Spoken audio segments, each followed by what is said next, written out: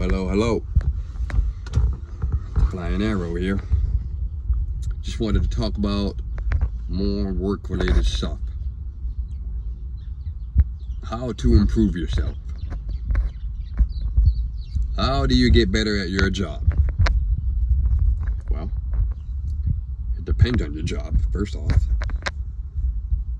One of the biggest things is time management.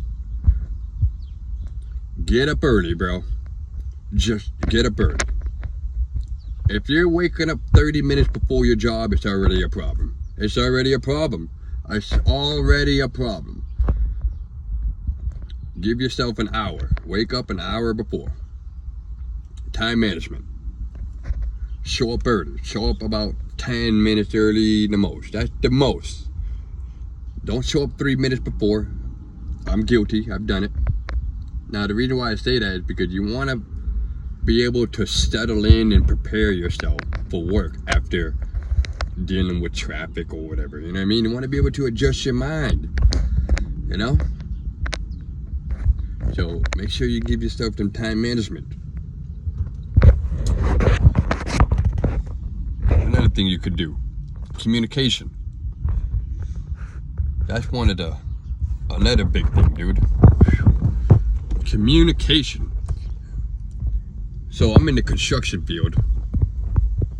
Communication is the big key, because if I'm yelling a number at you like, hey, I need a 2x4 at 128 1/4 strong.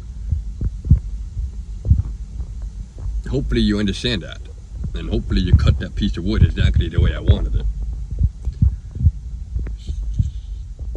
Because sometimes you have a guy that said, oh, I need a board at 12 inches. I need a board. Okay. I've had a guy do that.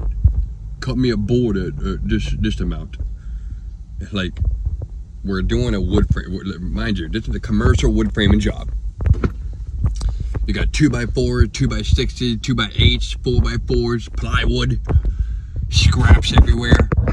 So if you're just yelling at somebody, hey, cut me a piece of board at so-and-so, and then you get angry because I gave you the wrong piece of wood, or he gave you the wrong piece of wood, or she gave you the wrong piece of wood, and it's like, you didn't specify what you needed. You just said a piece of fucking board.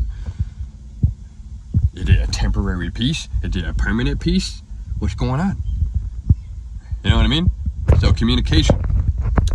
If I'm on the ladder and you're cutting for me, you want to be like, yo, I need a 2x4 at 128 strong. 128 1/8. That's how you do it.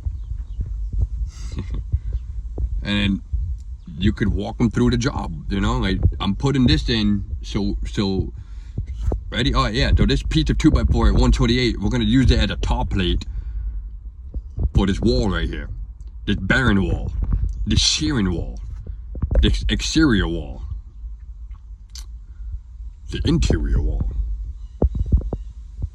So you want to be specific and communicate and walk through with people and debate a little. Sometimes you got to debate. I just had a debate last week or so with a master electrician. Not the one that I was working with. The one that I work with on the side. So, in case you guys didn't know, I'm a certified solar installer. I don't just install it. I know how to install, I know how to remove it, I know how to troubleshoot it, I can fix it.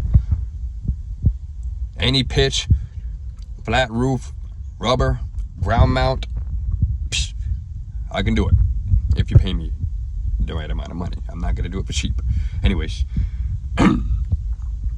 because I had recently went for my certification, there are extra details that were given in relation to solar installs. So this guy is a master electrician. Now ready? This is my argument. Yes, he's a master electrician. He understands more than I do. Okay. Here's how I see it. Most masters or journeymen, they're probably going to do general electric work. We happen to be doing solar. You can't just pull 2 black wires and run it all over the roof. That's not gonna pass inspection. You cannot use a black wire at the ground. It's not gonna pass inspection. Why? Because when someone like me come in 10 years from now to do a warranty replacement, I need to be able to distinguish positive and negative. And the only way we usually do that is a red and a black wire. So this guy sometimes will run 2 black wires. And it's like, okay, you're running, what the fuck is this? You know what I mean? 2 black wires. Oh, this one's positive and that one's negative. It's like, listen, 10 years from now, you might not even be alive. So, yeah, he's a master electrician, but what he was doing was wrong. Make sure you do your job right. Another thing to add to that, make sure you stand your ground and say something if you know better, pretty much. If you're certified and you're licensed and you know better, say something, bro. And stand your ground. Some people are not gonna, they may not like it. Even if a person doesn't like it, too bad for him. He's doing it wrong. You gotta correct him and you gotta stop him before things get worse. Another thing this guy does, he's a master electrician. Ready for this? Doesn't label his wires. Woo! Oh man. Now, when we have a system with more than 2 strings, there's gonna be 4 wires. 1 string has 2, red and black. 2 string has 4 wires, 2 red, 2 black. If you're not labeling those, bro, there's gonna be problems. Now, we finished this job, I remember referring to that. There were 2 strings that he didn't label, none of them were labeled. I continued my job because I wasn't really helping him. I'm doing what I gotta do. He's doing his part of the work. On the inverter and the meter, I'm doing everything on the roof. I help him pull the wires.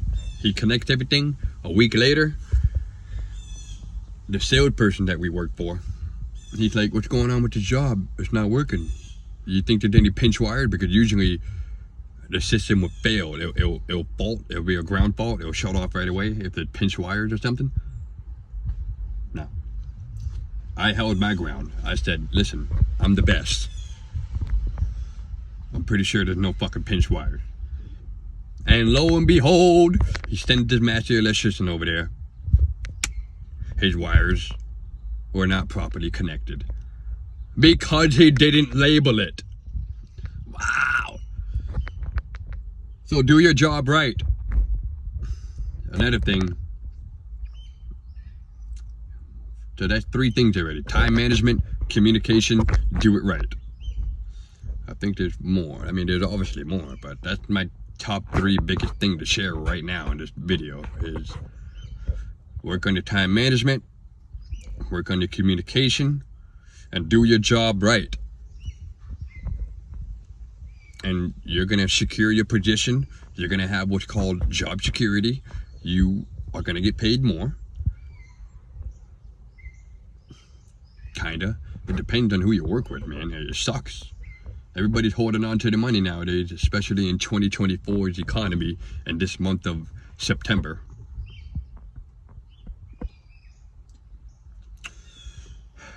So, anyways, one at a time, y'all. One thing at a time. Thank you for watching. Have a good one.